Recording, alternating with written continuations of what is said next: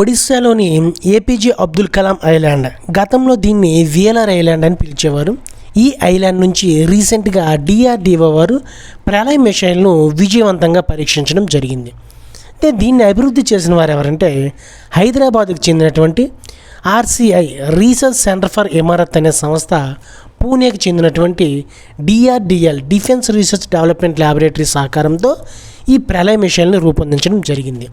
దీని యొక్క ప్రత్యేకతలు కానీ చూసుకున్నట్లయితే ఇది 2 దశల ఘన ఇంధన ర్యాకెట్ ఇంజిన్ని కలిగి ఉంటుంది. అదేవిధంగా ఇది ఒక ఎస్ఆర్బిఎం అంటే షార్ట్ రేంజ్ బ్యాలిస్టిక్ మిసైల్ మరియు ఉపరితలం నుంచి ఉపరితలానికి ప్రయోగించగల క్షిపణి. దీని యొక్క పరిధి కానీ చూసుకున్నట్లయితే 150 నుంచి 300 కిలోమీటర్లు ప్రయాణించగలదు.